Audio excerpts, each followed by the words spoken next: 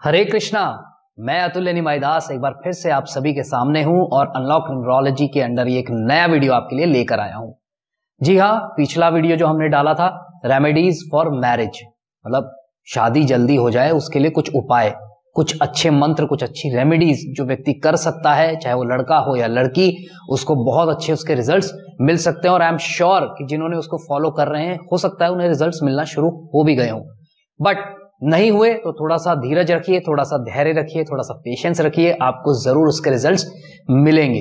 Almost 40 to 45 days लग ही जाते हैं इनके रिजल्ट्स आने में। ठीक है जी, तो धैर्य रखिए। आज भी हम एक रेमेडी लेकर आए हैं। किसके लिए? बहुत लोगों ने कमेंट्स में डाला कि हमें उनके लिए रेमेडीज बताइए जो जिन्हें जॉब नहीं मिल रही, कि सर मुझे जॉब नहीं मिल रही, मैं बहुत प्रयास कर रहा हूं, बहुत ट्राई कर रहा हूं, बट मुझे जॉब ही नहीं मिल रहा।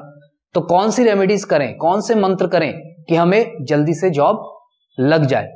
हमें कई बार क्या होता है कि लोग कहते हैं कि जो होता है वो भाग्य का लिखा होता है, भाग्य में जो होता है वो वैसे ही मिलता है। बिल्कुल सही बात है, इसमें कोई दो राहें नहीं।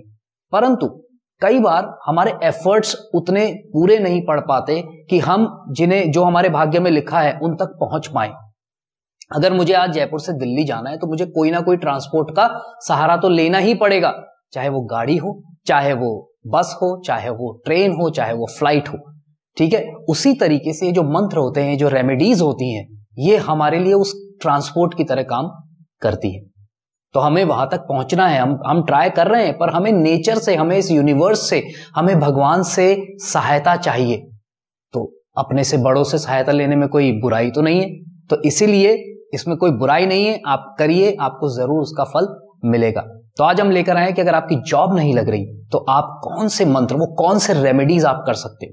देखिए, अगर हम एस्ट्रोलॉजी में जाएं, क्योंकि ये वीडियोस जो मैं बना रहा हूं रेमेडीज वाले, ये न्यूमरोलॉजी और एस्ट्रोलॉजी को मिक्स करके बना रहा हूं। तो अगर हम एस्ट्रोलॉजी के अंदर जाते हैं तो जो हमारा 10th हाउस होता है कुंडली के अंदर, वो ही हमारा कर्म का क्षेत्र होता है। और उसके 3 कारक होते हैं। उनके कारक का मतलब उसके 3 स्वामी, 3 ओनर्स होते हैं। वो कौन कौन से होते हैं? गुरु, सूर्य और शनि। ये 3 लोग, ये 3 देव जो हैं, ये उस 10th हाउस के मालिक हैं। इसका मतलब ये है कि अगर हम इन तीनों के लिए थोड़ी सी भी, इन तीनों से अगर थोड़ी सी भी प्रार्थना करें तो हमें जरूर इसका फल मिल सकता है, क्योंकि वो हमसे बड़े हैं, हमारे लिए आदरणीय हैं, सम्मानीय हैं। अगर हम उनसे प्रार्थना करेंगे तो क्यों नहीं हमें हेल्प करेंगे। पर ये फेथ रखना होगा। अगर हम फेथ नहीं रखेंगे ना कि इन सबसे कुछ नहीं होता यार, तो आपके लिए रियली में कभी कुछ नहीं होगा। एक बार मेरे पास आया था ऐसे ही फोन, तो उन्होंने मुझसे रेमेडीज पूछी, मैंने सारी रेमेडीज उनको बता दी। फिर बोले मुझे सब ये पता है, इन सबसे कुछ नहीं होता। मैंने कहा क्या आपने की? बोले नहीं की तो नहीं। मैंने कहा तो फिर नहीं होगा। बिल्कुल सही कह रहे हो आप, नहीं होगा। तो आपको करना तो पड़ेगा और पूरा विश्वास रख के करना पड़ेगा, तभी आपको इसका फल मिलेगा। ठीक है जी, तो आपके लिए क्या इंपॉर्टेंट है? सबसे इंपॉर्टेंट क्या है? मंत्र करेंगे हम गुरु के और सूर्य के, और शनि के लिए हम ब्रेसलेट की रेमेडी करेंगे ताकि हम एक कंबाइंड इफेक्ट ले सके। तो पहला मंत्र गुरु का मैंने पिछले वीडियो में बताया था। गुरु जो है एक्चुअली में हमारी कुंडली के अंदर, हमारी लाइफ के अंदर बहुत इंपॉर्टेंट रोल प्ले करता है। अगर आप लाइफ में भी देखें, स्कूल में टीचर की इंपॉर्टेंस है, कॉलेज में इंपॉर्टेंस है, लाइफ में भी हम जब कभी फंस जाते हैं तो हम किसी ना किसी गाइड को ही तो ढूंढते हैं जो हमें गाइड कर सके, जो हमें सजेस्ट कर सके। तो उस टाइम पे वो हमारा गुरु है। और वैसे भी कुंडली के अंदर बहुत इंपॉर्टेंट होते हैं, क्योंकि 5 घर जो होते हैं 12 में से, उनके मालिक हैं, उनके स्वामी हैं। और वो 5 घर इतने इंपॉर्टेंट होते हैं कि आप सोच नहीं सकते। तो गुरु का हमें साथ लेना है, उनके चरणों का, उनकी सहायता लेनी है। तो गुरु का मंत्र क्या है? ओम ब्रीम बृहस्पते नमः। आपके सामने स्क्रीन पे आ रहा है, इसको आप नोट कर लीजिए, स्क्रीनशॉट ले लीजिए और इसे करिए। मन में करना है। जितने भी मैं मंत्र बता रहा हूं इन्हें आपको मन में करना है। दूसरी चीज इंपॉर्टेंट क्या है? कोई इसमें वो नहीं है कि आपको सुबह ही करना है, दिन में ही करना है, शाम को करना है, रात को करना है। जब भी आपको समय मिले, बस ध्यान से बैठकर और पूर्ण विश्वास के साथ, एक श्रद्धा, एक विनम्रता भाव के साथ आपको ये मंत्र करने हैं।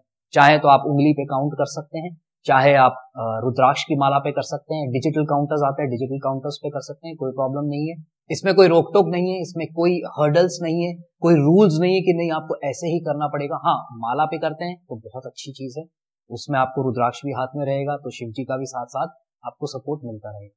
ठीक है, तो ये मंत्र आपको करना है। उसके अलावा आपको सूर्य देव जी का मंत्र करना है। तो सूर्य देव जी का मंत्र कौन सा है? ओम ऋणी सूर्याय नमः, ये कर सकते हैं। उसके अलावा सूर्य देव जी के लिए आप उनको सुबह जल दे सकते हैं सूर्य उदय से 1 घंटे के अंदर अंदर। हाँ, कई लोगों को मैं देखता हूँ 9 बजे 10 बजे जल दे रहे हैं, उससे कोई फायदा ही नहीं है, कोई फायदा नहीं होता। आपको सूर्य उदय से 1 घंटे के अंदर ही जल देना है उन्हें।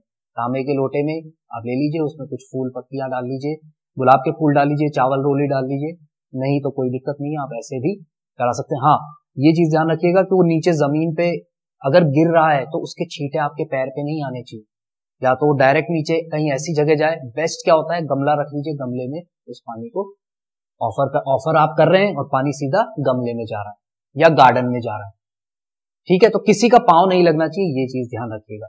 सूर्य नमस्कार कर सकते हैं आप, जो आता है योगा के अंदर, वो भी कर सकते हैं, वो भी सूर्य देव जी के लिए बड़ी अच्छी उनको भी एक तरीके से प्रेयर है, वो प्रणाम है। सूर्य देव जी का नाम ही सूर्य नमस्कार है, ठीक है। और तीसरा जो है वो है शनि देव जी का। उसके लिए आप क्या कर सकते हैं, एमेथिस्ट का ब्रेसलेट आता है, राइट, आपके सामने फोटोग्राफ आ रही होगी, एमेथिस्ट का ब्रेसलेट है, इसे पहन के रखिए। अगर आपका जॉब या आपका काम ऐसा है कि आप नहीं पहन सकते या आपको ऐसा लगता है यार थोड़ा शर्म सी आ रही है, तो कोई बात नहीं, आप घर पे जब आ जाएं तब उसको पहनिए।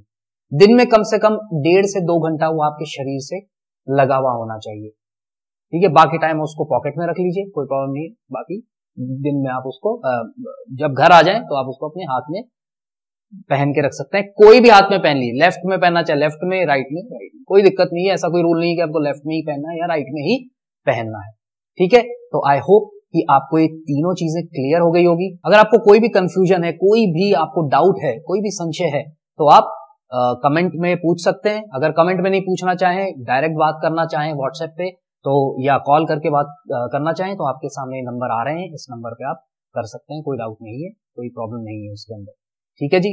तो आई होप आपको ये वीडियो अच्छा लगा होगा। अगर आपको अच्छा लगा है तो लाइक कर दीजिए, शेयर कर दीजिए, सब्सक्राइब नहीं किया है तो सब्सक्राइब कर दीजिए, ठीक है जी। Thank you so much for giving your time to watch this video. God bless you all. Thank you so much. Hare Krishna.